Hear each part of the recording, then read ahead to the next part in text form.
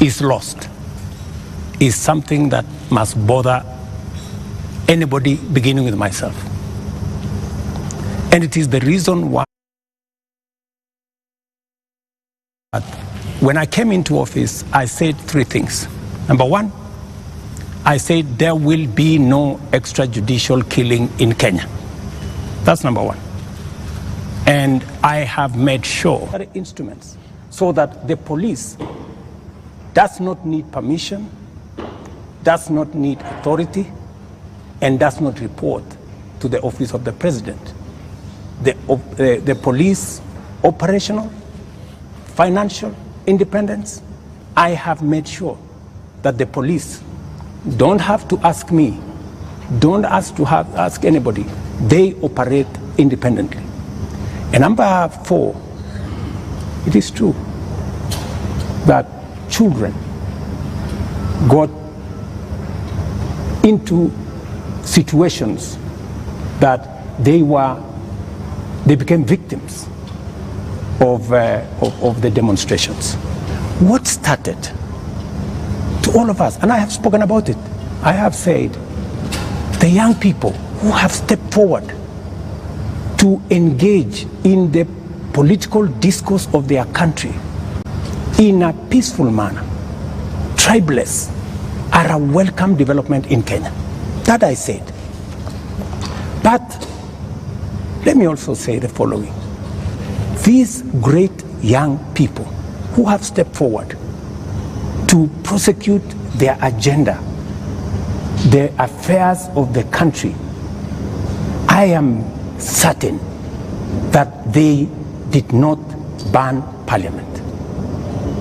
Criminals and other agents who took advantage of a legitimate concern of Kenyans stepped in, went and banned the Chief Justice's office, went and banned City Hall, went and banned Parliament, and destroyed property of innocent citizens. The parents, Mr. President, what are you telling them? These things have happened under your watch. I am telling every parent, I have kids like they do, and I care when there are issues in town where criminals can take advantage of situations and create a situation where the police have to use rubber bullets, the police have to use live bullets in some cases, because that is what an independent police service has to do. And I am sure the police have a record and have an explanation for every incident that they were engaged in. And here is the incident, Mr. President. Here is the incident, Mr. President. This boy, 12-year-old, took 8 bullets into the body of a 12-year-old boy. What would you tell the mother of that boy?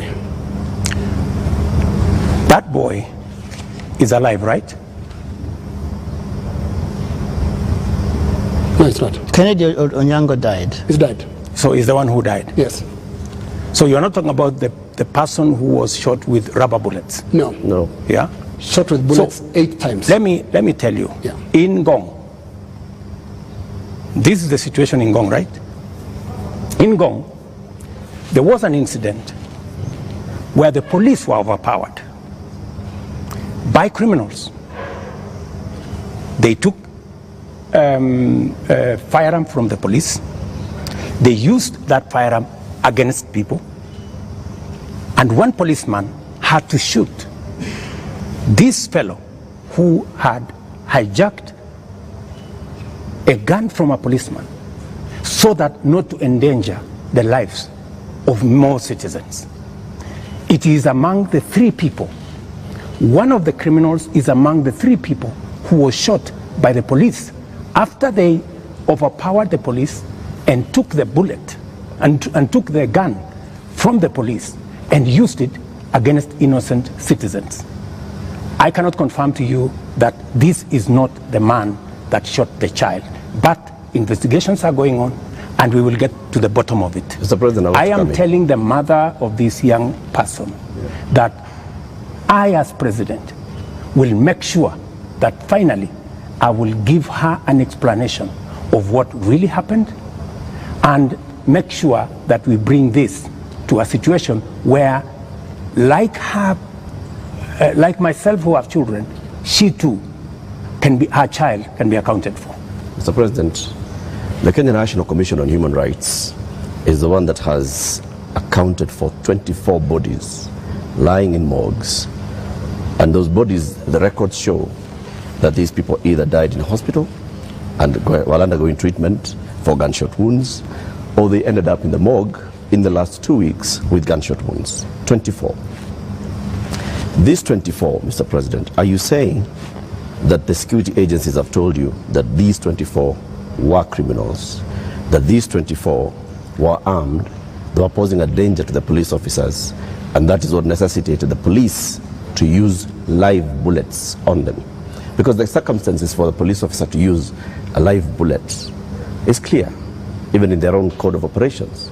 It is when the life of that police officer is in danger, or when somebody else's life is clearly in danger, and the person who is endangering that person is armed. Were the 24 armed? Did they pose a danger, a direct threat to the police? Two things. The same Kenya Human Rights Commission, Kenya National Commission. Kenya National Commission. The government agency. Yeah, the government agency. Yes.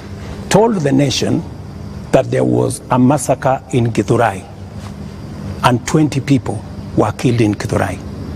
Were 20 people killed in Githurai? Really? The Kenya National Commission on Human Rights does not have records of 20 people killed. No, but that's their statement. It is a statement that is public. You know? So the same Kenya Human Rights, Kenya Commission, National Human Rights Commission told the country a blatant fake news falsehout that there was a massacre. This 24 is also... Let me, you ask me a question, allow me to answer. Yes. That's what they told the country. So an organization that can tell the country without verifying that there was a massacre in Githurai. In fact, BBC, on that account, went to investigate in Githurai. And of course, you know, you have read, BBC has said there was no massacre in Githurai. Mr. President, there was one person who was shot by the police. Let me answer. Yeah. So, an organization that is as reckless as to say there was a massacre when there was none, now is telling us there are 24, the police are saying 19. We will find out where the numbers are. Okay. But that is the credibility of the organization that you are telling. Mr. President, that may well be. Let me also... My question, just on that issue, was, so that Eric can follow up. The people who died, yeah, that's where I'm coming. were they a danger to the police? That's where I'm coming. Are they the criminals that you're talking about? Let me tell you two things. There will be an investigation on how these 19 Kenyans died. There will be a clarity, an explanation for each and every one of them. I have told you one situation where somebody accosted the police, took over the firearm, started to shoot at people, endangering the lives of many other Kenyans. He was shot by the police. There is a situation in Parliament. How did the invaders in Parliament? They invaded Parliament and went straight for the armory at the Mausoleum. They went straight at the armory at the Sergeant at Arms office. Those are the investigations that we will get into, and a proper explanation will be given to the country. Are weapons lost? What I am saying... Are the weapons at the armories and the Mausoleum and inside Parliament? That is why there will be an investigation of how these armories were attacked, and how did these people know that there was an armory in Parliament? Mr. President, you may not believe the Kenya National Commission on Human Rights, but surely you would believe your own deputy, who has said there's been a return to extrajudicial killings and abductions, contrary to what you and him promised the people of Kenya. Let me tell you, I am the president, and I speak for the government of Kenya, right? And so this is what I'm telling you. I made 3 commitments that I will make sure the police is independent. And I did that on my first day in office. Number two, I said there will be no extrajudicial killing in Kenya. I have kept my promise. Number three, I have told you that if there is any arrest by the police, that does not amount to an abduction. In my very honest opinion. Let's pause for a moment, Mr. President, and I just want us to go to that video over there, which will play on air, and let's pause and watch it together, Your Excellency. Let's watch this video. Sell them to the people of Kenya. There are enough intelligent people in Kenya to differentiate what is good from what is better and what is best. Ni jambo mbaya sana kama tutatumia askari polisi kuumiza wananchi. Hapo na maoni tofauti ya kisiasa. Waeleza ya kwamba these people don't understand the damage they are doing to the people and the economy of Kenya. All right. All right. Yeah, yes, the video in contention here was recorded earlier today. Yes. That of former MP Alfred Keter being abducted in broad daylight. Mr. President, before you even talk about the entire incident, the children were screaming, and a sound that we believe belongs to the wife was also heard, screaming in distress. How does that make you feel? Three things. I have told you, I made a deliberate decision to make sure that the police operate independently. That's number one. Number two, I have told you, if the police summon Linus Kaikai and Linus Kaikai refuses to go to the police, are the police not entitled to come and look for you? When the police come to arrest you after they have summoned you and you didn't show up, is that an abduction? So let's have this as a confirmation that no, I'm just asking you. Let's have this as a confirmation, Your Excellency, that Alfred Keter was summoned by police. He refused to the police respond have to issued the a statement. I would suggest, instead of us having a back and forth, the police have released a statement. Can you check what the police have released, the statement? And you still not answered my question. Which the was? wife and children screaming that way. I mean, how do you feel, Your Excellency? I mean, my friend, every child, every mother feels the same when their parent is under attack. I mean, that is what it is. But let me ask you, what about the children? What about the children of those who have lost their lives because of the criminality of others? Don't they feel the same? So we just need to be a country of the rule of law. Impunity cuts both ways. Those who respect the law must be protected by the law. Those who do not respect the law must face the full force of the law. That's how it operates. That's how we will have a society. Here is the same way we must condemn excessive use of police powers, but we must equally deal firmly and decisively with criminals who put the lives of other Kenyans in danger, destroy property of hard-earned earnings. There are many people, Linus, in this demonstration that have lost livelihoods, that today their children are crying. Today their wives are in tears because they don't know how to face tomorrow. Mr. President, their businesses have been wiped out. Their incomes have been destroyed.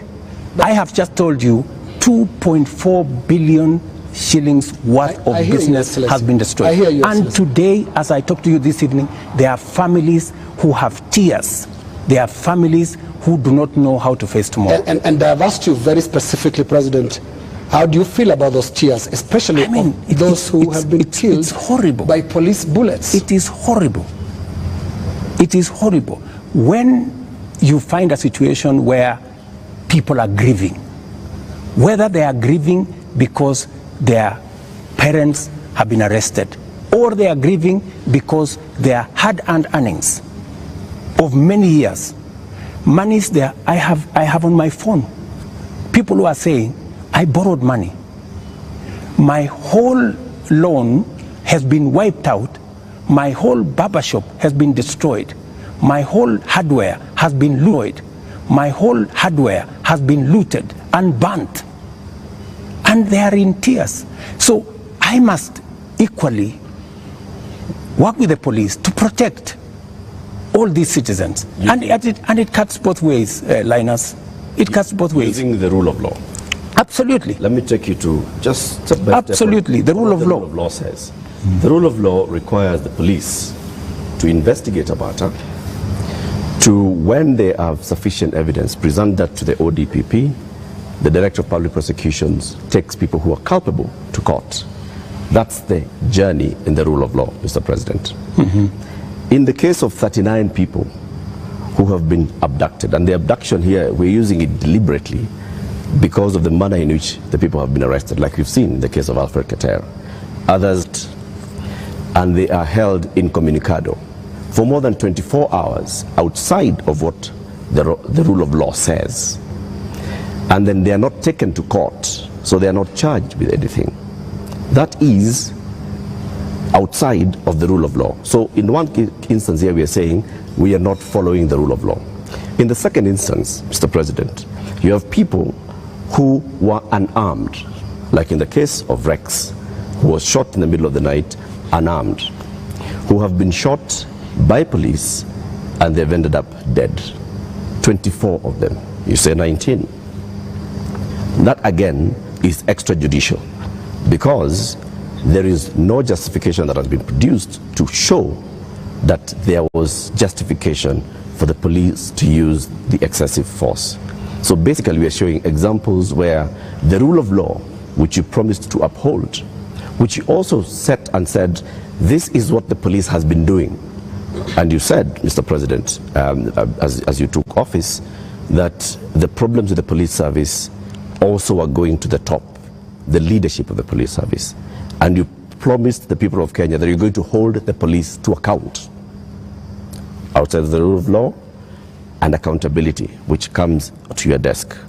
Are you holding the police accountable for 39 people abducted, for 24 people killed, for 627 people arrested and not charged, for 431 people injured by live bullets, rubber bullets, tear gas canisters, police batons?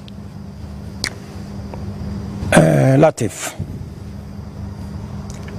as I have told you, we must operate within the parameters of the rule of law. And I agree with you. The police must never act outside the framework of the rule of law. They must do that which only the Constitution and the law allows them to do. And it is very clear that any operation of the police outside the parameters of the law, the police will be held to account. Whether it is holding citizens beyond the stipulated time, but I must be thoroughly clear to you. When police arrest somebody, there is a constitutional timeline which they are allowed by the law to hold that person. 24 hours. That does not amount to an abduction. 24 hours. In my opinion. A case in point is what has just been said here about what happened earlier today. And you guys clearly said in this conference that it was an abduction. I mean, it's just clear now that it is not an abduction. They are not this is an arrest. And the police have come forward to say, this is the situation, we have arrested this person, and it is just good for us to, all of us, follow the law. And I agree with you, the police must act within the law. But let me ask you one question also, Latif. I have never in this conversation, which is now 20 minutes in, are you guys bothered about the fact that Parliament was burnt? Are you guys concerned that millions of businesses of Kenyans, hardworking Kenyans, were destroyed? How do you feel? But it all happened. How do you feel? It all happened under your watch, Mr. President. No, but this is at the end of the day, this is why we are saying you sought to keep us safe. We must be even. You know, we must be even. The police have a difficult job. They have to make sure the peaceful demonstrators are protected. But they also must make sure that the criminals, and when you say criminals, you know, when I said the other day criminals, many people took offense that I was calling the demonstrators criminals. That's not. Families of the dead, Your Excellency, that is not. That's a lot of offense. Family of Rex. Rex was killed in a week when the protesters were very peaceful. The first week of these protests were peaceful. We saw protesters carrying placards and water bottles. Rex was killed on his way out of work. Let me. How do you feel? I mean, let me tell you when they hear you say criminals. I mean, are you telling me Rex is the one who burned Parliament? But Rex died without breaking anything. No, I'm just telling you. He died before. There are criminals who infiltrated and caused mayhem. And in fact, some of the criminals are actually harmed. They actually harmed the peaceful protesters. Many of the peaceful protesters, they lost phones. They were attacked. In fact, some of the peaceful protesters were attacked by criminals, including a clear example of the one I have explained to you, that they overpowered the police, took the gun from the police, and started shooting innocent people. So we must deal with this situation globally. Mr. President, I feel for Rex and the mother. This should not happen to any child in Kenya, especially when they are engaged in a peaceful demonstration. Mr. President, the concern I've heard from the young people, because I've been speaking to a lot of them, and they said they haven't heard you in the two statements. Actually, there are more now because you have spoken in other settings apart from the two addresses you gave. They haven't heard you address them. They haven't heard you talk to these parents. They haven't heard you acknowledge that there were people who were shot by police in circumstances that did not warrant that. Are you saying you haven't seen anything that bothers you about how police responded to these protests? I am very, and in my first statement, I clearly said that innocent lives were lost. In my second statement, I said the same. There were innocent lives lost. But also equally, as a person who is responsible, I must think about those who are suffering because they were innocent, but I must also be concerned about those who are suffering because criminals cause them immense harm. And that is the balance that I need to be able to lead a country. I must protect everybody. I must protect the protesters, and I must be concerned about their lives. I must also protect innocent people who become victims of criminals who take advantage of a peaceful, democratic process that goes on in our country. Do you feel that you protected all those people in the last couple of days, whether it is people who have businesses, whether it is Parliament, whether it is the people who lost their children? I did my best. If I hadn't done what I did, things would have been much worse. In fact, many people ask me, Mr. President, why did you call in the army? I mean, what choice did I have? I mean, it would have been very reckless of me in the face of the kind of harm people had gone through, the 19 lives that were already lost, in the face of a burning Chief Justice Office, Parliament, and the rest of it. I mean, it would have been very reckless of me not to mobilize every arm of government and every arm of our security agencies to protect the country and to protect lives. You acted as Commander-in-Chief. You also acted as President, Head of Government, and the person who took the sword and promised to protect the people of Kenya. You chair the National Security Council. which brings in the head of the police, the head of the intelligence, the head of the military, and cabinet secretaries in those dockets. Did you have information prior to Tuesday that there was going to be infiltration of the peaceful demonstrations by the criminal elements that you've talked about more than once? And if you did, what did you do about it? We had information, and that is why we prepared in the manner in which we did. If we hadn't prepared in the manner in which we did, we would not be counting 19. We would be counting different numbers. Okay. And I am telling you that the level of mobilization by criminals was heavy. In fact, many of the peaceful protesters, many of the young people, very well-meaning young people, left the town by 10, maybe 11, because they realized, and in fact you could hear them in their zelo. They were saying, guys, we are this is not our group. Let us go. Let us leave. You could hear them. It was in public domain that the peaceful demonstrators all of a sudden realized that the whole thing had metamorphosed into criminality. So there are criminal elements that basically hijacked. So Tuesday, Wednesday, Thursday, Friday, Saturday, it is Sunday. Mr. President, how many people are in custody on account of this? Those who you said they conducted treasonous activities, there were criminal elements. You will see them in court tomorrow. How many people are in custody? You will see them in court tomorrow. The police know what I have a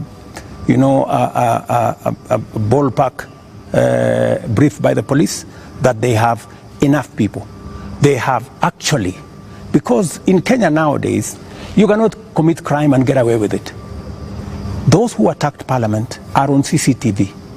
Those who attacked the judiciary are on CCTV. Those who attacked everywhere, those who destroyed people's shops are on CCTV. Many of them are on the run, but we will catch them. Similarly, Your Excellency. Are the funders similarly, Your Excellency. In similarly. To your question, so the police are at it, because if we don't deal with impunity, we will not have a country. Now, similarly, Your Excellency, you speak of them, protesters being on CCTV. Not the protesters, I'm saying the criminals who attacked Parliament. Right. Now, every policeman also, without uniform, conducted an abduction, has also been captured on camera. Those who captured Shad Kiprono were captured on camera. Those who captured Alfred Kiter today were captured on camera. And a number of other such incidents. Similarly, so that because I can hear you balancing. Yes, that's correct. Yes, are we going to see action against the killer cops, or were they doing what you are saying you had to do to prevent this from being bad? Any killer cop who went beyond what is provided for in the law, action will be taken against them. But to your question, are you telling me, Linus, that a police officer becomes only a police officer when they are in uniform? No. Police officers can identify themselves even when they are in civilian. So, and when a police officer comes to you and says, this is my ID, I am police officer, you are under arrest for the following reasons, that is legitimate. You cannot tell me that because they were in civilian, then what they did was wrong. And you know that's not what they do. And that's not what they did to Alfred Keter or Shad Kiprono. Were you there? We have the CCTV footage. It's there. I would suggest, Linus, that we be fair to the police as well. Mr. And I have given you my word. Any police officer who does anything beyond the provisions of the law know the consequences. Just as any citizen who also participates in actions that are outside the law, they also know the consequences. And it is our responsibility to make sure that security agencies act in accordance with the law. As citizens, we act in accordance with the law so that we can have a law-abiding, rules-based rule of law-based country. As things stand now, Mr. President, are you satisfied with how the police handled this whole matter? I think the police have done the best they could. If there are any excesses, we have mechanisms to make sure that those excesses are dealt with. Let's wrap it this way, Your Excellency, on that topic. You have absolutely no regrets about the abductions and no regrets about the killings? Those are your words. Those are not mine. They're also your deputy's words. Don't put words in my mouth. They're also your deputy's words, and he's part of your government, because it's so scary, Mr. President, sitting there and telling the whole country that from this moment on, we should not believe what your deputy tells us about the state of the nation until you speak. Yet we all thought that you're part of the same government. Don't inject my deputy into this conversation. I think it is not fair, since he's not here, to tell you in what context he said whatever he said. I think it is not proper to discuss the deputy president here, and he's my deputy. Please let me deal. But have you asked him that you had a press conference? Deal with the issues as they are now. I think being personal and going that direction does not help. I wish this was personal, Mr. President, but it's a really serious national issue. That right after you spoke, your deputy told the whole world that he was informing us that extrajudicial killings and abductions had returned to this government that he's part of. How surely can that be personal, Mr. President? I am sure that if you interview the deputy president, he will answer that appropriately. You haven't asked him? You can take it from me that extrajudicial killing will not be part of an administration that I run. I can say that without fear of any contradiction. Yes, in the interest of moving this conversation forward, Your Excellency, I want us to look into the last 2 extraordinary weeks that this country has had. Protests that you called tribeless and some of your aides call leaderless. But protests that are led by young people who are unhappy with how you've run this country for the last just under 2 years now. But the question they have as they look at you and watch as you speak today, Your Excellency, do you get it? I get it. Let me tell you, my good friend Linus, what we are facing today is not a product of 2 years. What we are facing today is a product of many years. We've had a problem, a youth bulge, a demographic challenge as a nation, which we have ignored for very long. For the first time, I have decided that I am going to be deliberate, I am going to be intentional on tackling the challenge of young people and unemployment in Kenya. First time, there is an administration that thinks about the young people. Let me give you 3 examples, maybe 4. Well, let's keep it within the 2 weeks, please. No, it's okay. It's the 2 weeks. Yes. But don't look at the 2 weeks in isolation. The young people we have in the street did not happen in the last 2 weeks. They were not born when I became president. They were not jobless when I became. They did not become jobless when I became president. But I want us to. These are young people who, over the years, we have close to 4.5 million young people who are out of school, out of college, with degrees, certificates, diplomas, without jobs. And that is why I have done 4 things. Number 1, when I pushed the housing program, it was not about the houses, it was about the jobs. Today, as I talk to you, Linus, we have 160,000 young people working in different parts of Kenya under our housing program. In Mukuru, here in Nairobi, and I challenge you, Linus, to go there tomorrow, there are close to 4,000 young people working who were jobless. Number 2, I have a whole program on digital jobs. I was in Ruto now, with the MP for Just allow me. Allow me to interrupt you. No, allow me. There are risks on both ends of this interview. No, you told me about Your Excellency the young people. To talk about the last 2 weeks. The young people are saying, you don't get it. You don't understand what they're talking about. Now, what is the trigger here? They're saying there was this conversation about the finance bill that your government, until the other day, could not listen to anybody. It's not about the housing project. It's about listening.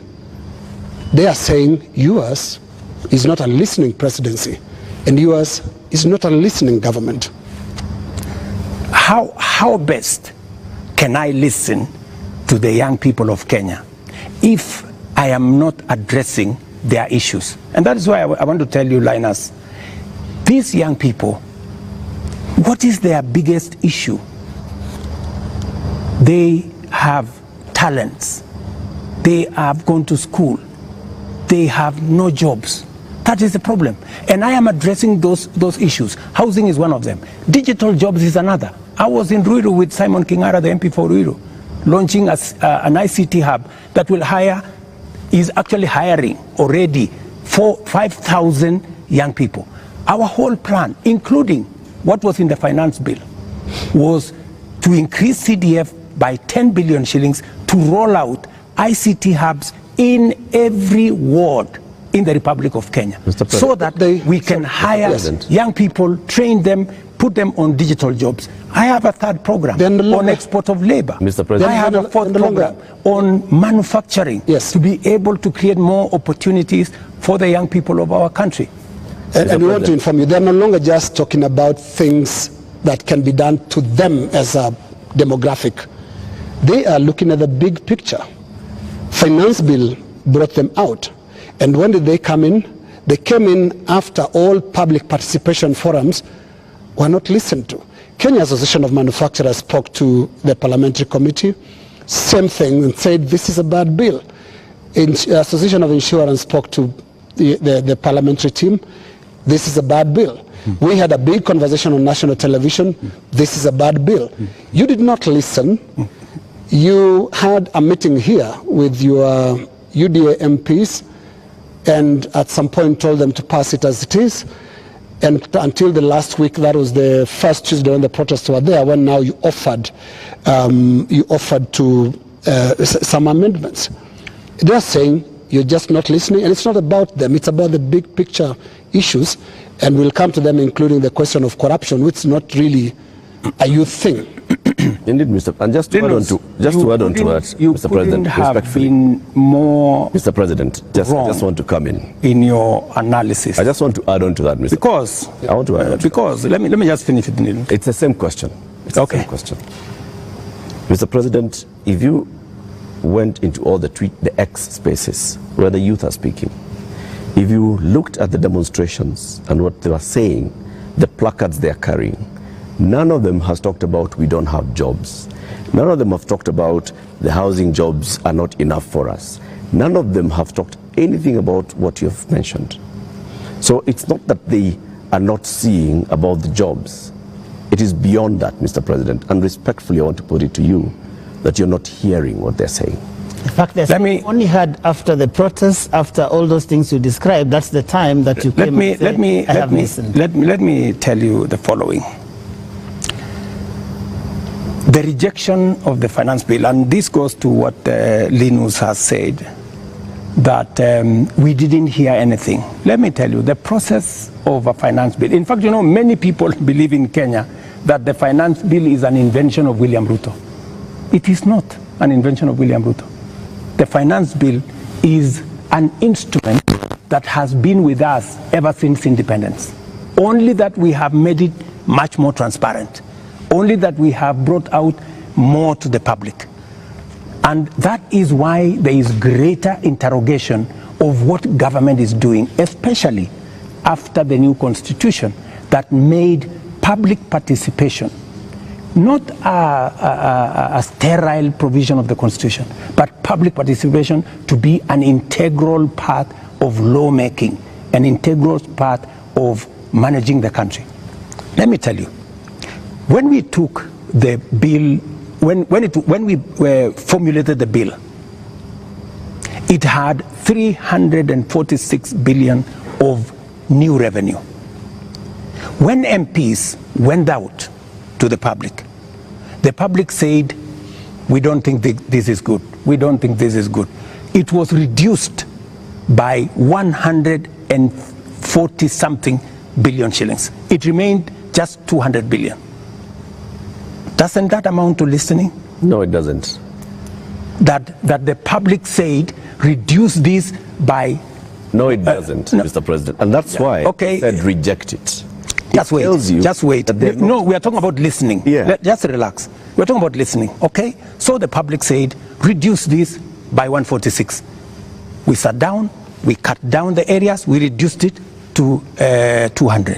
What went into the space was the people who wanted to mislead the public, to say, oh, you see, in fact, everything you have been told is still there, this was not removed, these people are not listening, these people are not listening. And let me tell you, my good friend Latif, we have dropped the finance bill. Yeah? What does that mean? It means we have gone back almost 2 years. It means that this year we are going to borrow 1 trillion shillings to be able to run our government. That's what it means. I have been working very hard to pull Kenya out of a debt trap. Mr. President. Just allow me, because you know, we need to contextualize this finance bill. It is easy, Joe. It is easy for us as a country to say, let us reject the finance bill. That's fine. And I have graciously said, we will drop the finance bill. But it has huge consequences. It means we will not confirm the JSS teachers, 46,000 of them. It means we cannot support our farmers with 2 billion shillings for us to make sure that farmers get a fair return of 50 shillings per kilogram, per kilo of their milk. It means we cannot sort out the coffee debts. It means we cannot support the cherry fund. It means we cannot sort out the debts of farmers in Mumias. It also means that we will continue to import potatoes from Europe when we have potatoes in his village. You just told me in Kimana. We have potatoes in Nyandarua. We have onions all over the place. That may well be. I think the problem has been, these are people who are saying they haven't been listened to. You only listen because you said on that night, on that Wednesday night, that is the moment you said that you had realized, Mr. President, that Kenyans did not want anything to do with that bill. And one would wonder, how can that be, Mr. President? And you have had all these presentations that have been made. Did it have to take demonstrations and sadly loss of lives for you to come to a point where you'd realize what your people, the people that voted for you, are saying? That, I think, is what the young people are asking. Let me tell you, Joe, members of parliament are representatives of the people, elected. They are not fools. And they are not mad. And I want to say, one day, Kenya will know that the MPs who voted yes are the true heroes of Kenya. Those are the people who saw the opportunity for us to unchain our country from debt trap and take our country to the future. Let me tell you, Joe, and I want to say this to the people of Kenya, that my plan was to make sure that in the next 3 years, maximum 4 years, we have a balanced budget, where Kenya is not the country where we are today. Let me tell you, gentlemen, and I want to tell the people of Kenya the following. We are in a very difficult financial position. This is something that the people of Kenya must understand, and that is why I am happy that we have a crisis. This crisis will help us be candid and speak to each other properly and contextualize where we are. We raised this year 2.3 trillion from our taxes. Of that 2.3 trillion, 1.1 trillion went to debt financing. 1 trillion went to salaries. What did we do? We had to go and borrow to pay the counties. We had to go and borrow to fund our education. We had to go and borrow to fund. Now, the funding gap we have done with the finance bill going down is that instead of borrowing 600 billion, we are going to borrow 600 billion plus 346 billion, that is close to $1 trillion. And let me tell you, my good friends, and I want us to be honest with ourselves. This is not how a country will get to a status where we are proud of our nation. This is not how we are going to, this is not how we are going to grow. And that is why, Linus, this situation, this crisis is a very important inflection point that we can sit together, assess, let us agree, and I have no problem. Let us agree. Yeah. Do we continue borrowing? And let me give you the statistics. When in 2013, Linus, just allow me 1 minute, please, with a lot of respect. Okay. In 2013, the debt stock of Kenya was 1.8 trillion. For 10 years, that increased 5 times to 11 trillion, 10 point something trillion. We built a lot of roads. We connected a lot of electricity. We did many things in 10 years. But we were doing it on debt. Today, we don't have the luxury to borrow because we have reached the limit. And today, let me finish. Today, all the money we borrowed from 2013 is maturing. That is why the biggest challenge that we have as a nation is that we are spending 1.1 trillion every year of taxes we collect from ordinary Kenyans to pay debt, and not the whole debt. That's interest alone. Yeah. Interest principal comes to 1.8 trillion this year. So, my good friends, and yet you want to tell me, William Ruto, don't collect domestic taxes. Go borrow more money. No, Mr. President. That's not what they're saying, President. And what is the alternative? Yeah, and I just wanted to come to one. No, what is the alternative? Just help me there. Yeah. Because there are only two things you can do. Either you raise money from taxes or you borrow. Period. Yes. There is no magic here. There are Kenyans, Your Excellency, right now who do not listen to all that. Yes. They are not interested in that. That's okay, but that's the reality. But if you are not, if you do not want to listen to reality, Your Excellency, hang on, Your Excellency, because I need you to address a very important issue here, and that is one of a trust deficit. There are Kenyans who watch you, Your Excellency, and I don't know whether you are aware that they don't trust what you say. They don't believe what you say. Are you aware, Your Excellency, for example, that a lot of Kenyans increasingly don't associate the truth with you? That is your assessment, because you have never associated the truth with me from the beginning. No, there's quite a number of Kenyans. No, I mean, that is your We asked people before we came here this evening. Assessment. Yeah. And many of those that responded to me directly, and to even our platforms, on KTN News, on Spice FM, on NTV, on Citizen, and we were asking them, what question should we ask the president this evening? And the one thing that many of them were saying is, when will he stop lying? So it's not Linus. Can he tell us the truth this time? Let me say the following. I told the people of Kenya that I would reduce the prices of fertilizer from 7,000 to 2,500. I don't know how that is a lie, because they buy it at 2,500. Okay. I told the people of Kenya we're going to have a housing program. A housing program is underway in Kenya. I can tell you, Linus, that whether you believe me or not, facts will not change. Yeah, and facts are not changed by who says it. And allow me to step back a bit, Your Excellency. Facts are very stubborn. Allow me to step back a bit. Yes.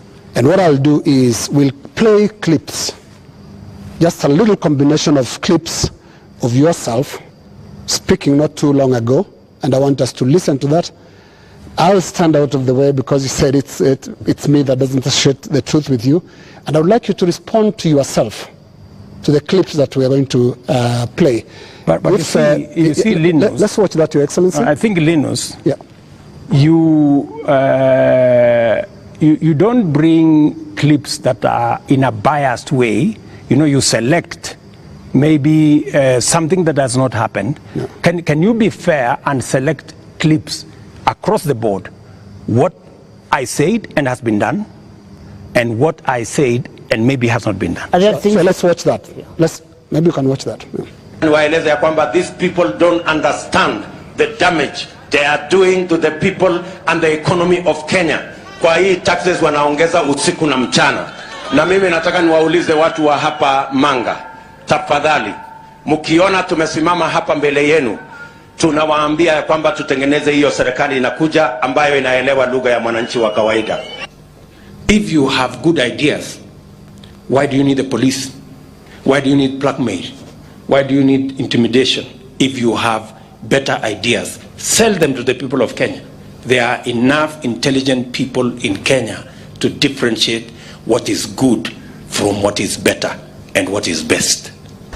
Ni jambo mbaya sana kama tutatumia askari polisi kuumiza wananchi wasio na hatia eti kwa sababu wako na maoni tofauti ya kisiasa.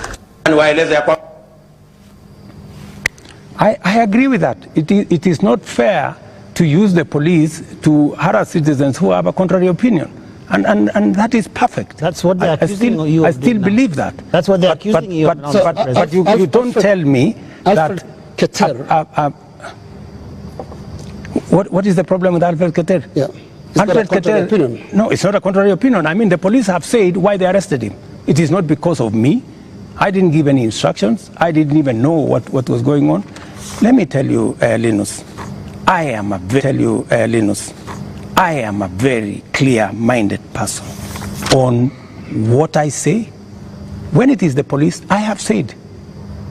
Many of the people who opposed me, many of the people who were very scared about what I would do when I become president, even the people who did worse things against me, I have never gone after them because I don't believe in settling political scores using the power of state or using the police.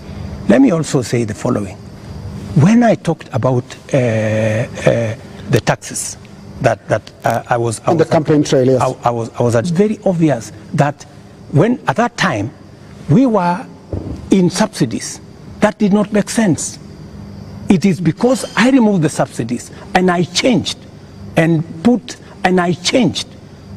put production support. That is why today the price of unga has come down from 240 to 100 because I changed the model. I changed the configuration and it is giving us results. But are you aware, Mr. President, that the thing perhaps apart from now the police brutality that people associate you the most is the issue of taxes? I'm sure you know the name they call you. You've actually talked about it even yourself. This guy that they want to come down. Let me tell you, my good brother, Ageo. When I came into office and I assessed the situation, and it was no longer possible for us to borrow money, I had to be honest with the people of Kenya. I had to tell them we have two options, right? And even as we imposed taxes, we explained, we made sure that there was adequate, elaborate public participation on what it is that we were trying to achieve. And let me tell you the following. I have done the best that I could globally. Today, our country has tremendous respect from many quarters globally because of what I have done. I have raised the profile of our country. Today, I was in Narok, and the tourism numbers in 2022, 1 million tourists. In 2023, last year, 2 million tourists. This year, by God's grace, we will get to 2.7 million tourists because of the profile that I have done for the country. I know somebody will say that, that there is no truth in that, but call the tourism sector. They will tell you themselves that all hotels in Kenya today are operating 80% upwards, which is a new phenomenon in Kenya. I will also tell you that the international community have developed enormous confidence in Kenya. I see people who are saying, why did William Ruto go to China? Why did William Ruto go to Europe? Why did William Ruto go to America? Let me just tell you the following. When I went to China, we got money to be able to put equipment in 70 of our technical training colleges. Today, the contract has been signed, the equipment is being manufactured. When I went to China, we got money to build Bosto Dam that has been waiting, that will serve the counties of Bomet and Kericho. When I went to China, we got money to build, we got 30 billion shillings to build roads in Nyandarua, in Kirinyaga, in 8 other constituencies in Kenya. That's why I went to China. When I went to America, we got a $1 billion facility to be built in Naivasha that is going to be the biggest data center in Africa, funded by UAE, working with Microsoft and Kenya. When I went to the US, we also agreed Kenya became the only country in Africa that is going to benefit from the CHIPS Act, where we will be manufacturing computer chips with other countries. Kenya will be among the first, will be actually the only country in Africa that will benefit from that. And so many of the young people who I see today, those are my targets for the future. So it doesn't bother you that there's this tag on your head as a president who has overtaxed Kenyans, and that the sufferings that we are going through is because of excessive taxation that you have imposed on Kenyans? That is what I was asking about. You see, if I am called Zakayo, yeah, because I have explained to the people of Kenya that the option we have is, if we continue borrowing, we will go down the cliff. If that is what is going to take Kenya to be saved from a debt default, I don't mind being called Zakayo, because it is a sacrifice worth making. Mr. President, every morning on Spice FM, we have 4 hours of a talk show. And many times we ask people, even those who come to the show, to tell us what is it that the nation is saying when we are seeing people out on the streets. And many of them, even when we said that we're coming, you have invited us to come and have this conversation this evening, they said, tell the president that he's tone deaf. And we ask why and how. And they say, when William Ruto took over as president, he took over a budget of 3.2 trillion shillings. He went to Parliament and he said, Honorable Speakers, I believe that this budget is too high. We should cut it by 300 billion shillings. So you believed barely 1.5 years ago that you can run the country with 2.9 trillion shillings. Barely a few months, you went to Parliament and requested to spend 3.6 trillion shillings. This year, you went to Parliament and initially requested to spend 4.2 trillion shillings. And what do they see in return? They see extravagance in government. They see a government that is pushing gung-ho to employ new people called CASs. They see a government that is purchasing new motor vehicles and trips that are extravagant. They see opulence with those that are close to the president appearing in public carrying wads of cash. They see condescending attitude from those who serve in this government when they're asked, why are you spending? And they respond the way they respond. Your advisors speaking the same.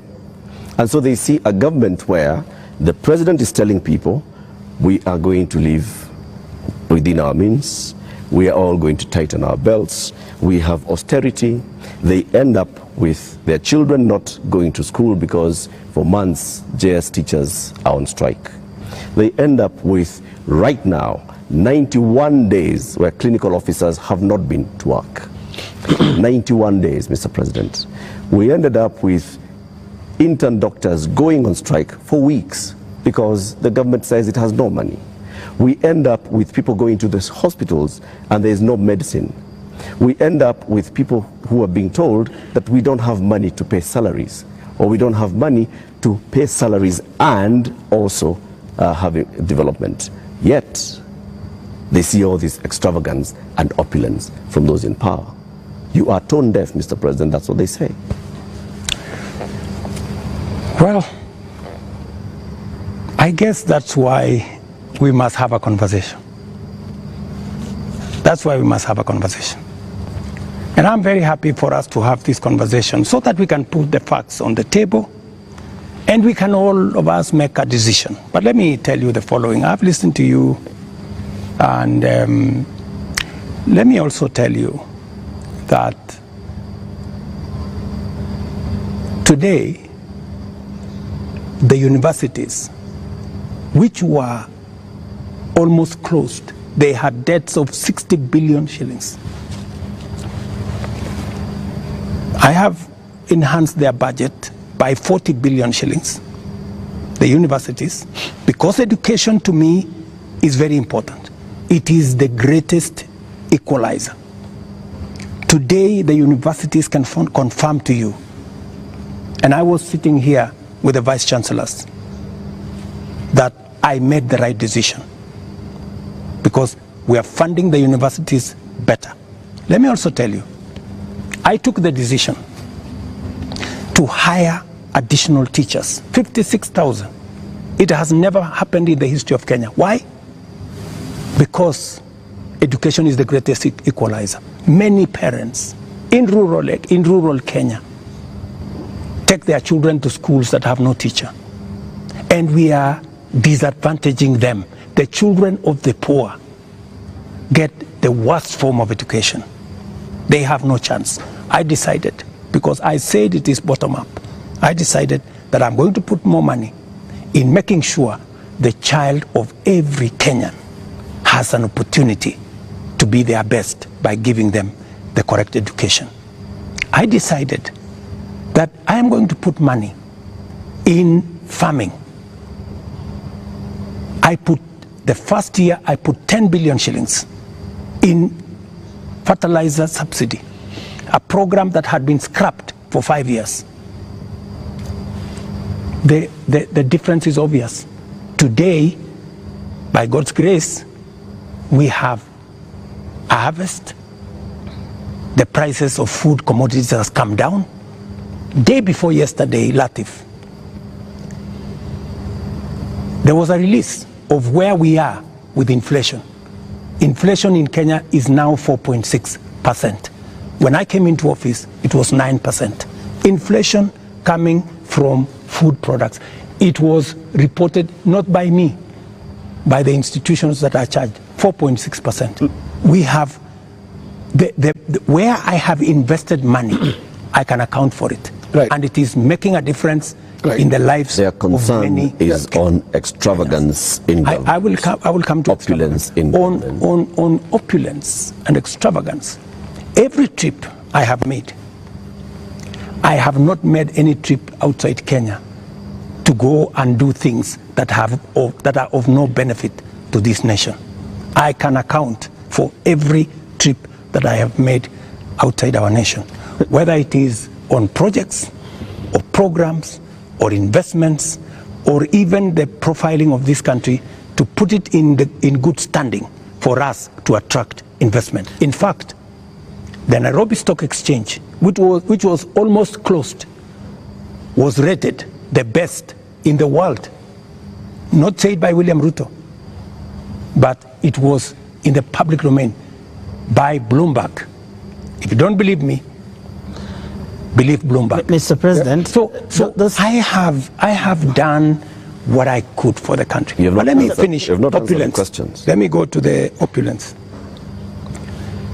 And let me be very clear that the display of insensitivity is a statement that has come to me, and is a sentiment that has come to me, and you will see something very different going into the future, whether it is coming from my staff, whether it is coming from this office. And I know people have raised issues of CAS, for example.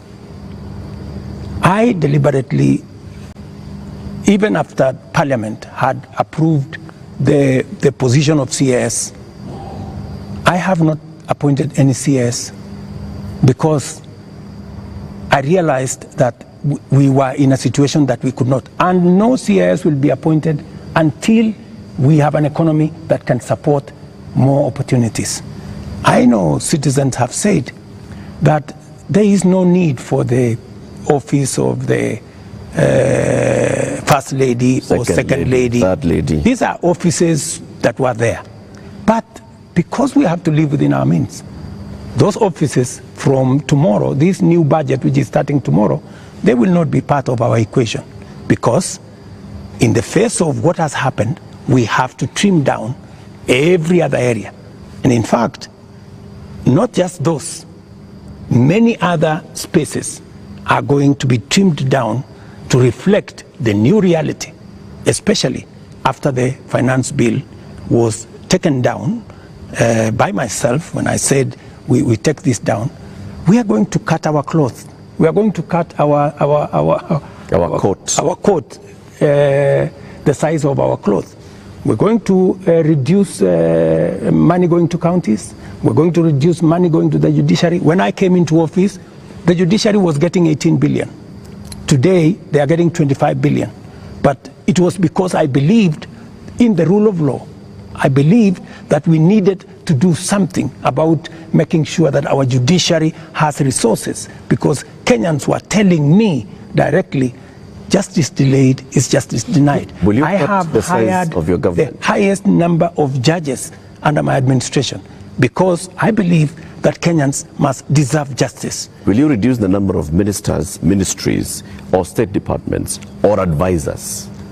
That is an area we are going to target and cut down, because it is the reality we have to face. Mr. President, when things like this happen elsewhere, this is a whole finance bill that's been taken down. Correct. You have people who have been advising you on financial matters. You have people who have been advising you on political matters, listening to the people. You have advisors who have talked down at Kenyans, who have called them spoiled kids, KFC, Java, and whatnot. And you have people who have been around you talking into your ear with regard to some of these things. And many people have ventured to actually say that this amounted to a vote of no confidence. Is there going to be some kind of shake-up that actually acknowledges that this is not where we should have been, and therefore I am sorry, Kenyans, and this is what I'm doing about it? Because short of that, how are we to know that we will not find more of the same? Watch this space. There are those who have said, now that clearly there are many people who have lost confidence in Parliament, there are those who have lost confidence in you, that maybe the way to regain the legitimacy is to go to an election. There is no provision. You know, we are a country of the rule of law. Yeah? We must, whatever it is that we do, we must keep it within the parameters of the rule of law. And we cannot take what has happened over the last 2 weeks or thereabout and say we are going to abrogate our constitution. I think we will be going towards anarchy. And I don't think that is where we want to take our country. There is a demand on me as president, and I have said because of where we are, because of what has happened, there is going to be a thorough cut down on many things, whether we are talking about allowances, maybe even we should have a conversation around salary. We had a meeting here with MPs, and even them, they are persuaded maybe it is time to ban Harambes so that we remove avenues of people participating in largesse demonstration of, opulence. And I want to tell you that I am going to take action. I am going to work on this. I know what we should do, but I am also not going to be reckless and take the country into a crisis. I will make sure that I act responsibly and listening to what the people of Kenya are saying. I don't know if this will preempt you, Your Excellency, but one of the most serious concerns that have been coming out, including in the Gen Z demonstrations, is the question of corruption. And right through this interview, you've not mentioned the word. And even as you go into that, I want to give you two illustrations.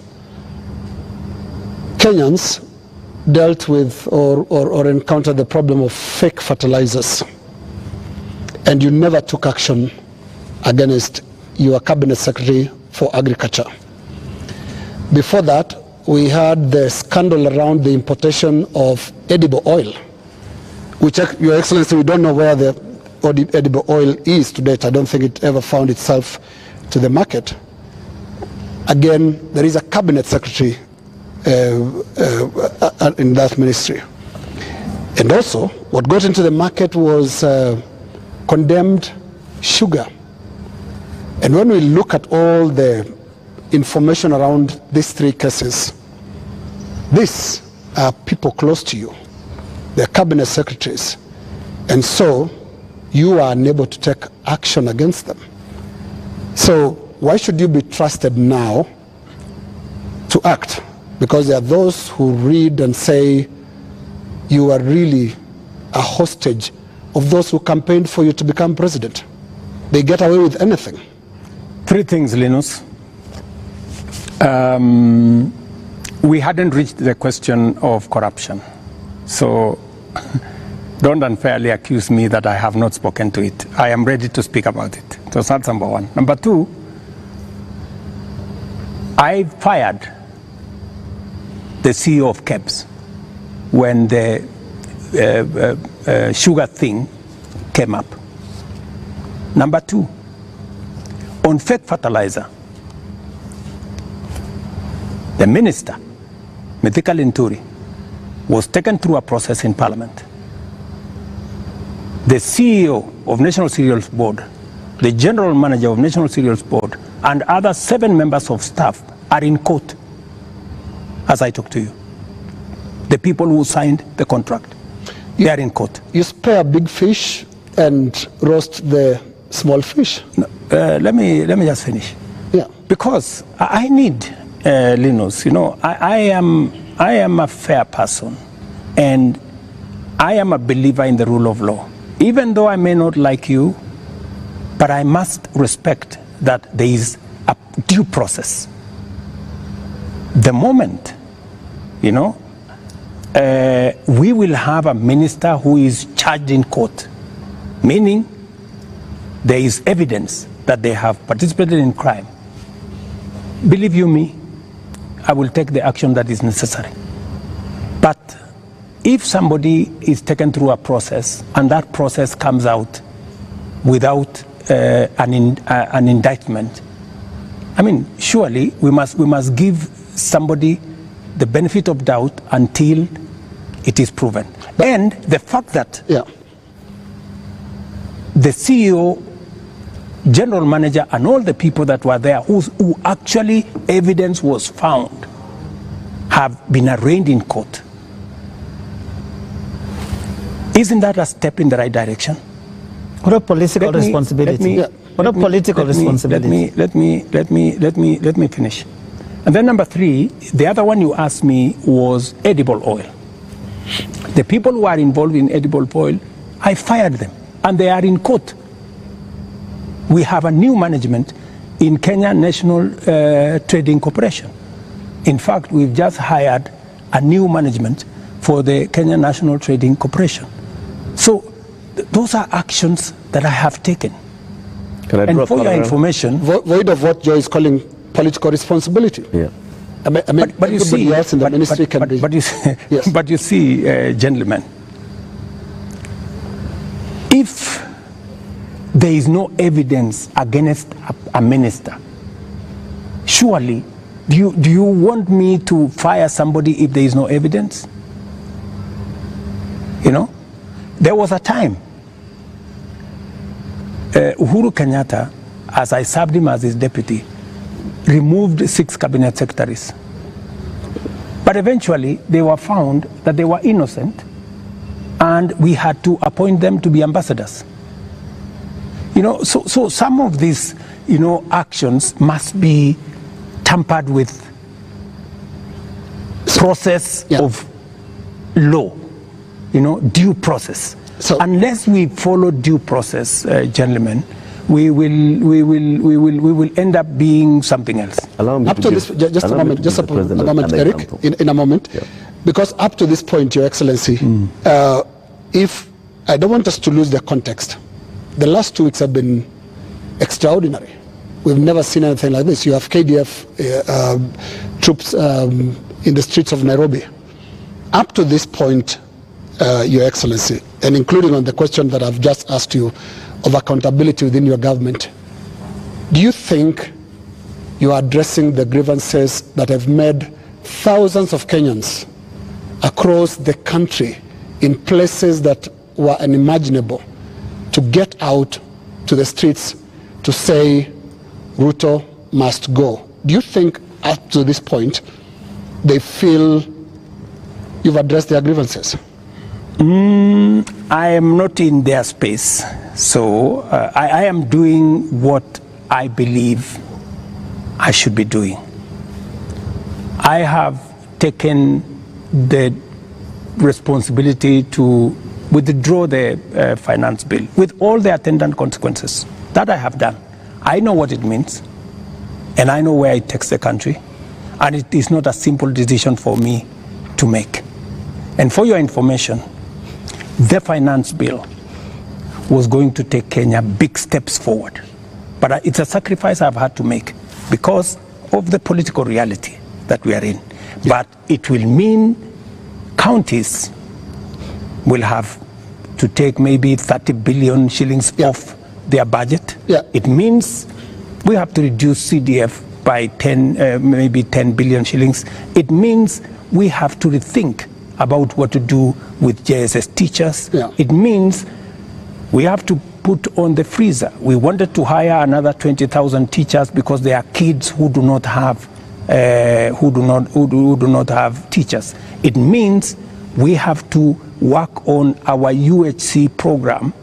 We thought we would upgrade, for example, Linda Mama. Yeah. You know, we thought we would upgrade Linda Mama. There is something, Your Excellency. But it means we have to hold that, and it means many things. Just hold on, what else do you want to hear? You are speaking outward, but looking at the grievances, they are also asking questions inward from you, Your Excellency. And what I can hear from these grievances that have been expressed quite loudly, you said you are not in their spaces. We sometimes get into the spaces to listen to what they are saying. And all they're saying is, you cannot be, for the next 3 years, the president that you've been for the last 2. So what is that you're going to change about? That's why Linus. Yes. That's why Linus. That's why we are here. Of course, it's not going to be business as usual with the kind of reality we are faced with now. It has to be different. Do you regret anything at all? What you should have done better? What your people would have done better? Well, maybe there are things we should have done better. We should have communicated better. I think the biggest problem we have, even with the finance bill, because the finance bill has great things for Kenya. The finance bill says we shouldn't be importing potatoes from Europe. The finance bill says we shouldn't be importing onions or eggs from Europe. The finance bill says we should be growing our own industries.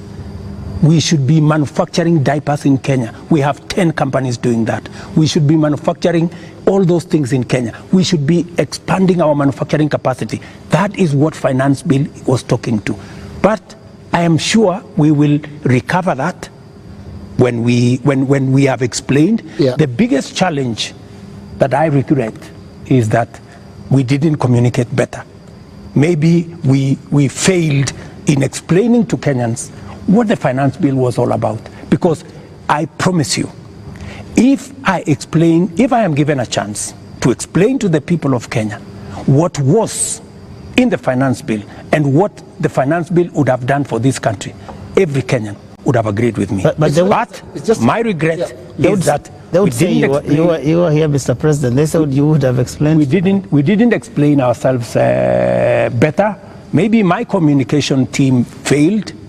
Maybe I'm sure my communication team failed. Our communication architecture did not deliver, did not get the message out to the people of Kenya. Yeah. In fact, if you look at what people were saying, they were saying, for example, there is a matter of land on the finance bill. There was no matter of land in the finance bill, not even a single line. And it is on that basis that people rejected the finance bill and many other things that were not in the finance bill. Now, communication is about words, Mr. President. Let's go to the deeds, because when you see what Gen Zs are doing, for the first time in the history of this country, we've had protests on the altar of the Holy Family Basilica, because the young people of this country are telling you the political culture, which you've been part of having politicians speak in church, converting the platforms into, converting the pulpit into campaign platforms, must end. So I'm not hearing you addressing and looking more inward into this whole picture that the Gen Z is painting. They're not just talking about some of those things that you're raising. On that, Linus, I have even had an occasion to speak to church leaders here. On that, on matters of politics on the pulpit, I am 100% aligned. We shouldn't be using pulpits in churches or in any other places of worship to prosecute politics. It is not right. And I agree, we need to change that culture. We need to change the culture of Harambee. Harambee started as a noble exercise. It supported many people to go to school. It supported many people to deal with the challenges of medication and hospital bills. But I think it has been stretched. It bred corruption? It has stretched too far. And I think it's time, corruption? As a country, we must stop corruption. We must stop Harambees, because it is occasioning and it is breeding, if I may say, corruption. Yeah, because when your aid of a much lower pay grade donates 20 million shillings to a church fundraiser, there is something fundamentally wrong. And that is why this conversation is necessary, so that we can stop it. Conversation, Mr. President. On Wednesday, you said you are hearing that there is what the Gen Zs are saying, and you're going to initiate a conversation. We saw the head of public service release a press release saying that there is now a formation of the National Multi-Sectoral Forum that will bring together all people. And you started having conversation with church leaders. The Gen Z, upon seeing this, are saying, we did not ask for a conversation. We asked for action. So what action is going to precede this conversation? Because the conversation is another talk. It reminds people of the NADCO talks, the BBI talks, IPPG talks that just happen and they just don't end. And people are saying, we want action, Mr. President. We will participate in action, in conversations maybe later, but for now, now, Mr. President, yes. What's the action? I promised that I will engage the young people. Yeah, I promised. I was just making good my promise. And I promised a multi-sectoral forum, and that's what I have put out. I also promised that these are some of the topics I want us to discuss. I want us to discuss debt. I want us to discuss taxation. I want us to discuss unemployment. I want us to discuss corruption. I want us to discuss these issues. And it was a suggestion, and I am open. I am hearing that the young people are saying, we don't want a multi-sectoral forum. Maybe we should have an engagement with the president on X. And I am open to having an engagement with the young people on a forum that they are comfortable with. You're ready to go digital? If they want me to engage with them on X, I will be there. At this point, Mr. President, do you think you know what the young people want? I have many young people in my house. Are they telling you all is well? The same ones that are in all these other spaces. And they want an engagement. They have ideas. They have suggestions. And I am open. If what we are doing on the digital space, on the housing program, on the export of labor, on manufacturing, if they have suggestions, I am open to those suggestions. They can improve, they can change, they can make new suggestions. And I also have a responsibility as a father, you know, because these are our children. I have also a responsibility to guide and to listen to them and to tell them, yes, on this, I agree. For example, on let's not have a spouse's office. I agree. Let's not have CASS for now. I agree. Let us not have advisors. Advisors. We will agree. Let us not have churches being a space for politics. I agree. So many of these areas, we need to even have a conversation. If we are paying 46% of our revenues for salaries and wages, when the legally established space should be 35%. That is why I started a conversation with Salaries and Remuneration Commission. We must deal with the issue of wages and salaries so that we bring them down to 35% and leave more money for our development. That is a conversation I am very happy about. When? Mr. President, it's been 2 weeks. It's been 2 weeks of you saying every day we are going to have a conversation. We just you know what they say on social media? I say they call you the president of tutafanya, tutatenga, tutafanya, tutarudi. No, it is always futuristic. But I'm here. You're saying but I'm here. We are going to have a conversation. I said within a week. I gave a timeline. Within a week. Yeah. So within a week we will have agreed on where are we meeting. Are we meeting at the X space? I am ready for that X space. Are we agreeing on this multi-sectoral? I'm waiting to see the suggestions that Kenyans have. I don't want to prescribe any suggestion, but when I give out a suggestion, I expect feedback. I expect people to say, maybe this is okay, maybe this is not okay, and then we agree on a way to move. Mr. President, any of them analyzing what you have actually said tonight on the issue of your advisors, your cabinet, what you're going to do, what Kenyans like to call heads that are going to roll as a result of this national shame, because that is what many people have called it. You have said, watch this space. And here there are all these other things that young people are asking you about. What is that concrete thing that you're telling them tonight that I have heard you? These are the things I've heard you say since all these things started, and this is what I have done. Because you seem to have withdrawn or declined to sign this finance bill rather grudgingly, but not in good faith, having understood what people were saying. You're regretting this thing. You're saying, you guys mutaona, mmekataa lakini mutaona. That is what we're hearing. Let me tell you that I will not lie to the country that putting down the finance bill is going to be easy. I'll not be a leader. I have to be brutally honest. And those consequences, it will start with me. To cut down the budget in my office, to remove what we call austerity, to implement an austerity program that will cut down on unnecessary stuff, unnecessary offices, or offices that we can take down.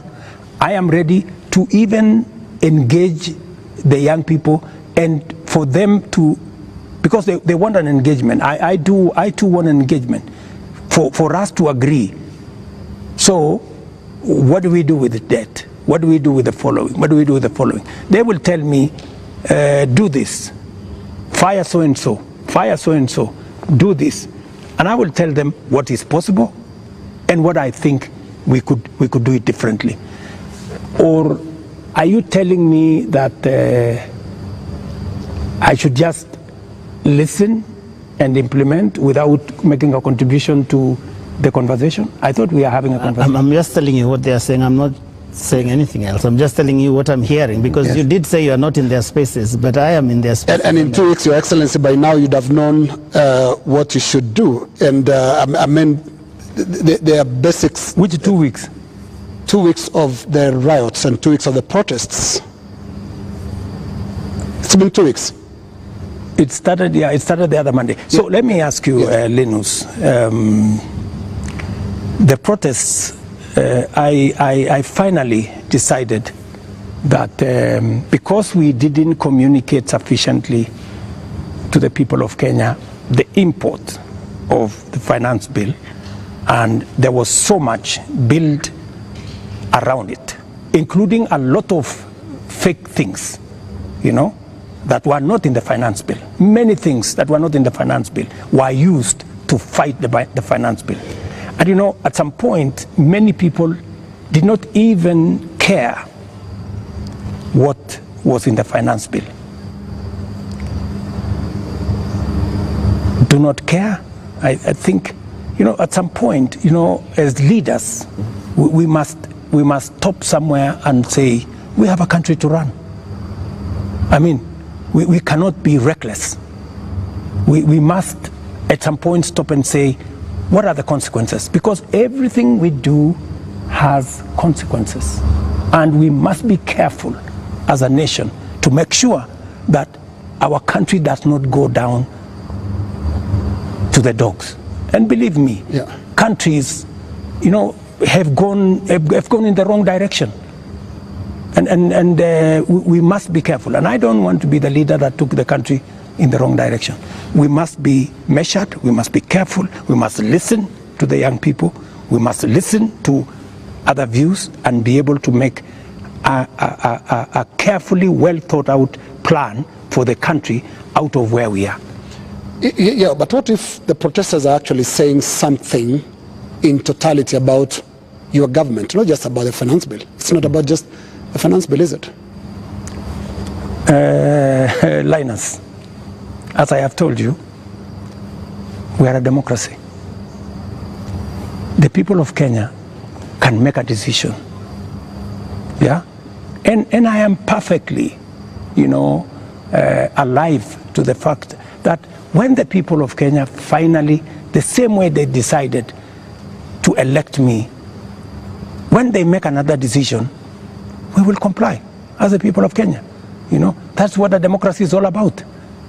People can vote in a government, people can vote out a government for whatever judgment the people have. So I want to be very clear to the people of Kenya that I will do my best to make sure that I tell the country the truth and I take the country forward. And I am committed to that. And I can see Kenya changing. If I had managed to pass this finance bill, Kenya would not be the same. We would take this country to the next level. The kind of investment I have made, the kind of collaboration with many friends that we have done, we would begin to see this country soaring into the future. But all is not lost. Maybe we have taken one step back. Sometimes maybe it is necessary to take one step back to be able to take many steps forward. And that is my thinking of this situation. But surely it must bother you, Mr. President, that 2 years ago you ran such a euphoric campaign with things like Hatupangwingwi, and 22 months down the line, your State House is surrounded by the military. The military tanks, scary as they are rolling on the streets of major cities. And as we sit here today, people are saying Ruto must go. Surely that is such a fast slide. There must be something that causes one to pause and say, how did we get here? What happened here? And one would have expected an earth-shaking statement tonight that tells the country, I get it. Something has shifted in a major way in our country, and I'm also shifting as your president who's listening, and this is the new direction things are going to take. Let me tell you, Joe, I came into office at a difficult time. Yeah? We have a combination of coming out of COVID. We have a serious drought that hit our country. We had interest rates that went up everywhere. We went into a very difficult situation. What did many countries do? Many countries went and defaulted. And I don't want to mention countries because it's not right to mention. But almost 8 countries in Africa went down. Many people expected Kenya to be among the 8. But believe you me, I have carefully managed the economy of Kenya. Kenya is not among the countries that have defaulted. If anything, we have running programs in Kenya. We have a whole housing program that is running. We have a whole digital program that is running. We have made changes in our education. We've hired more teachers. We've made sure that we have a new funding model for our universities. We have supported our farmers. We have reduced the cost of living. We have done many things, even in the context of all the challenges that we have had. I am telling you, I came in, and I believe I'm the right person to be in this space when Kenya is in a difficult position, because I believe I am the person who can sort out the challenges that faces Kenya at a point like this. But when the public and the protesters, the Gen Z, some of who actually formed the base of your election campaign, are telling you, we are disappointed, you've not delivered. Hashtag Ruto must go. What do you tell them? Let me tell them the following. Good friends, the young people of our nation, my sons and daughters who supported me to win the election, I hear you. In fact, I saw, I think it was on your headline, a gentleman from my village who was saying, the president has let us down. Many children in this village are not getting jobs locally. That is why they are going abroad. Little did he know, my good friend from my village, that the children, the 500 of his colleagues around our village, are actually part of my plan on export of labor. They have actually, I intentionally supported them to leave the country because we got them jobs outside Kenya. So I am telling the young people of our nation to be patient. Our housing program is rolling. We will be hiring more architects, we will be hiring more engineers, we will be hiring more professionals to support our housing program. In the next 2 years, we will have 300, maybe 1,000 people working in that space. Be patient. We are sorting out the challenges that are facing our digital space. We are rolling out our digital space. Young guys, by the end of next year, God willing, we will have a digital hub in every ward in Kenya, because we have already started that process. Every TVET in Kenya today has an ICT hub with young people monetizing their talent. I want to tell them we are full speed into manufacturing. That is why we're saying we're no longer importing clinker, we're no longer importing steel, we're no longer importing clinker, we're no longer importing furniture. We are going to stop importing eggs. We're going to stop importing onions and all this, because we want to promote our local manufacturing to be able to create jobs for them. We are no longer going to be importing diapers or sanitary pads from other countries.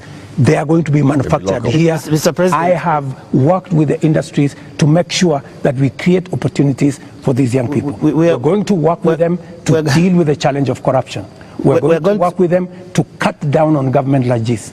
I am going to make sure that we have a lean government that responds to the reality of where we are as a country. That is what I am telling my good young people. The young people. There's another group of young people. Please speak to them directly. Yes. The young doctors who are in university graduating this year, yes, who are going to look for internship Correct. in the next year. The young JS teachers who were on strike a couple of weeks ago, who are expecting to be absorbed into full permanent and pensionable contracts Correct. this year. The young clinical officers also who are graduating and they expect to go on internship. The other clinical officers who are hired on contract during COVID and other programs that are just contracts, and contracts are coming to an end. I am telling the JSS teachers, I had factored in 18 billion shillings in this year's finance bill to be able to transfer them to permanent and pensionable. Because in my phone, so many of them have asked me, Mr. President, we came in, we had an agreement that we are going to be interns for 2 years, we will move to permanent and pensionable. Although I don't have the finance bill, I want to tell them, give me a bit of time, let me figure this out, how we are going to do it without the finance bill. We had also put 3 billion shillings for the doctors so that we can be able to sort them out, especially the intern doctors and those who we intended to hire to under our UHC program. I had put 10 billion shillings on the UHC program under the finance bill. That is now not in the equation. I have to figure out, let them just give me a little time. I'm going to figure it out again, because I know and I feel and I made a commitment to them that we will do this. So even in the absence of the finance bill, and even as we cut down on expenditure on many other areas, it is still my commitment that we will see what to do with them so that the job they are doing in teaching our children, in treating our people, do not go to waste. Mr. President, we're almost winding down this, but have you noticed that those young people, they actually have worked out the things that they believe you can take out and still be able to do the important things? Because you seem to have this elaborate plan, and I'm wondering where their views will fit in, because you seem to have this all worked out, but they probably don't want all those things. That is why they have figured out. That is why, you know, part of what I told you, Joe, is communicating, you know, and I hope this time round I find a medium where I can engage, you know, and I am ready to go to this place to engage with them, and I want to tell them this is my plan. Okay, tell me how I can make this better. Tell me this is not good enough, you know, change this, because I have seen some of the demands they have made. They have said that don't hire CASs, and I agree with them. They have said remove the office of the first lady, the spouse of the second lady, and all that, and I have agreed with them. They have said a couple of things that we already are in agreement. They have, of course, said some of the things, abolish the office of women rep. I've seen they have also said we should reduce the salaries of MPs to 200,000 or something. Some of those things are things that are not in my power. Those are the things that we need to do, a whole of society, a whole of nation approach, so that if we are bringing down salaries from 1.1 trillion to 700 billion, that is something I am willing, and I am ready to start with my own salary, going down to salaries of others, so that we can all live within our means. Your Excellency, we're now going to our final questions. And my final question will be about the protests and the deployment of KDF, which you did a few days ago.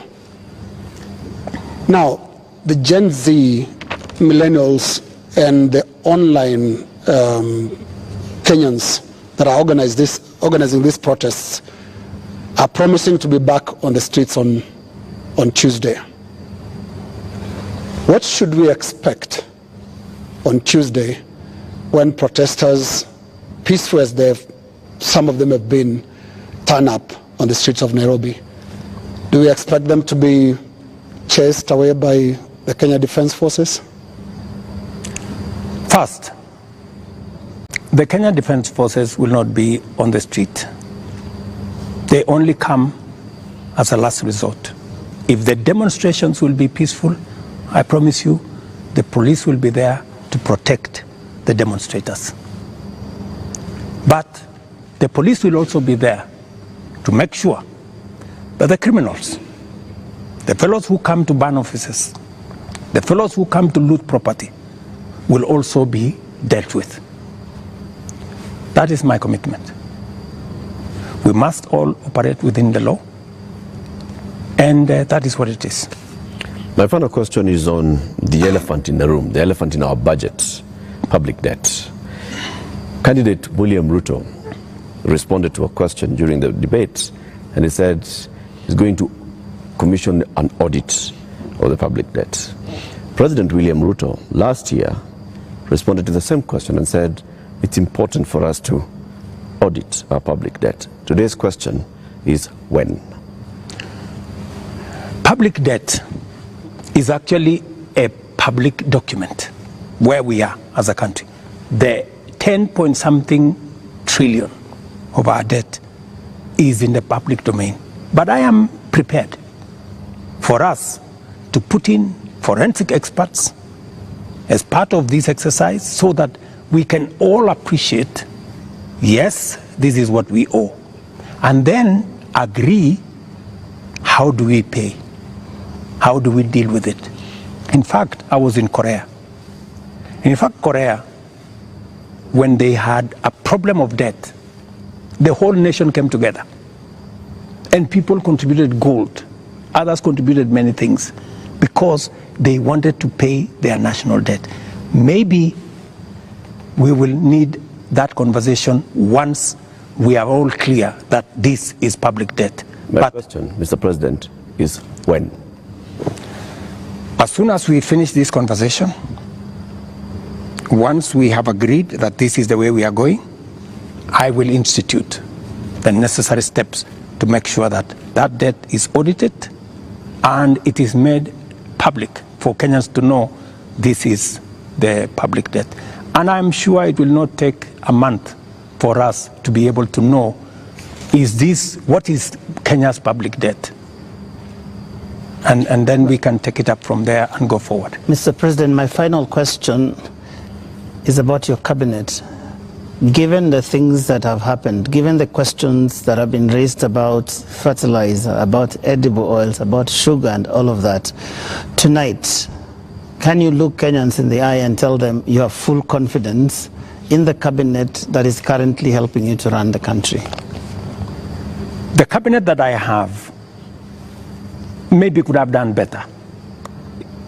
That's not the question, Mr. President. Maybe could have done better. I'm answering your question. Okay. Yeah? Maybe, unless you have a better answer. Allow me to answer.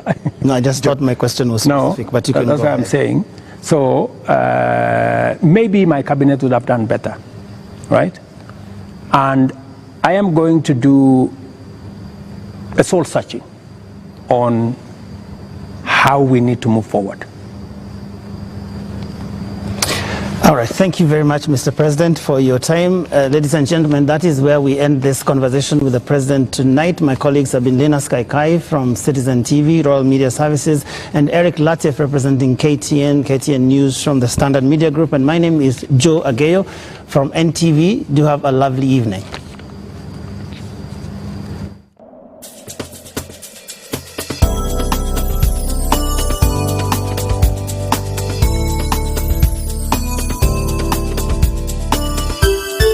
Unatazama Mwangaza TV, tumaini lako.